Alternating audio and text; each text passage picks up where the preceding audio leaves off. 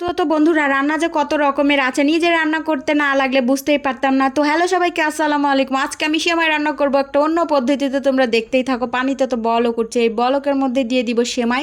তো এটা হচ্ছে নুডলস টাইপের সেমাই হবে। তো ফুটন্ত পানিতে সেমাই দিয়ে দিলাম, তারপর এটা সুন্দর মতো সেদ্ধ করে নিব। সেদ্ধ করে নুডলসের মতো ছেঁকে নিব, ধুয়ে নিব। তো এটা সিদ্ধ হতে থাক, তারপরে সব কিছু আমি রেডি করছি। তো আমি একটা আপুর টিকটকে এইভাবে সেমাই রান্না করা দেখলাম, যে এইভাবে রান্না করছে, দেখে তো আমার ভীষণ পছন্দ হয়েছে, খেতে মন চাচ্ছে। তো আমিও এইভাবে রান্না করছি, আপুটা এইভাবে রান্না করছিল। তো এই যে বলক যখন উঠে আসবে, তখন ছাঁকনিতে ঢেলে ঠান্ডা পানি দিয়ে সুন্দর মতো ধুয়ে নিবে। তারপরে মানে নুডলসের মতো এক কথায়। তারপরে যে আমি ঢেলে নিলাম। তো আমার নুডলস এক প্যাকেট গোটাই আমি রান্না করছি, আমার এটা ভুল হয়ে গেছে। আমরা বাসায় মাত্র 2জন মানুষ, আমি গোটা প্যাকেটই রান্না করে ফেলছি। তো গোটা রান্না করা উচিত ছিল না, অর্ধেক রান্না করা উচিত ছিল, কারণ আমি তো সেমাই মানে মিষ্টি খাই না, আমার মেয়ে আর আমার বর খাবে। তো অনেকগুলো রান্না করছি, করে ফ্রিজে এখন রেখে দিতে হবে, কিছু করার নেই, আমি বুঝতে পারিনি। তো তারপরে এই যে আমি চিনি দিয়ে দিব, এটা চিনি দিয়ে রান্না করতে হবে, গুড় আর দিলাম না। তো সুন্দর মতো চিনি দিয়ে দিলাম। তো আমি চিনির ইয়েটা বুঝতে পারি না, অনেক সময় চিনি কম হয়ে যায়, অনেক সময় বেশি হয়ে যায়, কিন্তু আজকের সময়টাতে চিনি একদম ঠিকঠাক হয়েছে। তারপরে এই চিনিটা আমার বাপের বাড়ির চিনি, এই জন্য অনেক স্বাদ হবে খেতে। তারপরে চিনি দিয়ে সুন্দর মতো নাড়াচাড়া করে দিচ্ছি। তারপর গরম মশলা, তেজপাতা যা যা দিতে হয় সব কিছু দিয়ে তারপর নাড়বো। যখন দুধে বলক চলে আসবে, তখন কিন্তু ওই সেমাইটা দিতে দিতে হবে।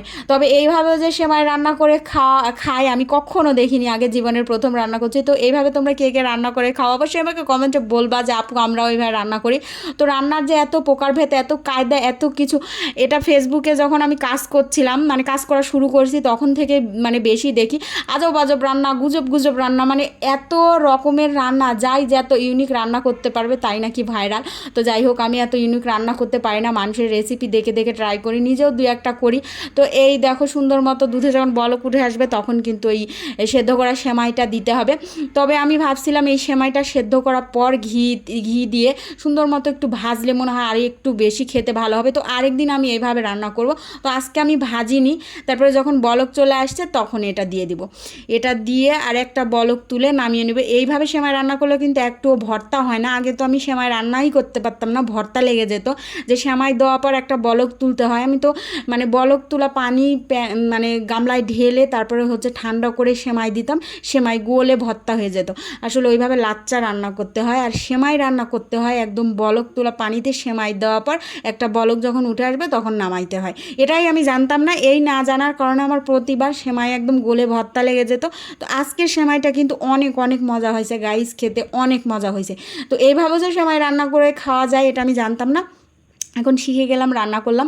তো তোমরাও যারা যারা এইভাবে রান্না করে খাওনি, অবশ্যই এইভাবে রান্না করে একদিন খাবে, খাইতে কিন্তু ভারী মজা।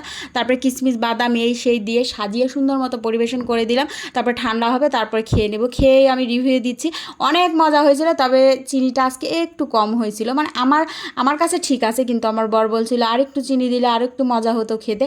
তো এই যে কিশমিশ বাদাম যা কিছু আছে সব কিছু সাজিয়ে দিয়ে দিলাম। তো খেতে মাশাল্লাহ ভালো হয়েছিল। এইভাবেও যে রান্না করা যায়, আরও অনেক রকমভাবে সেমাই রান্না করা যায়, আরেকদিন সেভাবে রান্না করব। সে পর্যন্ত সবাই ভালো থাকো, আল্লাহ হাফেজ।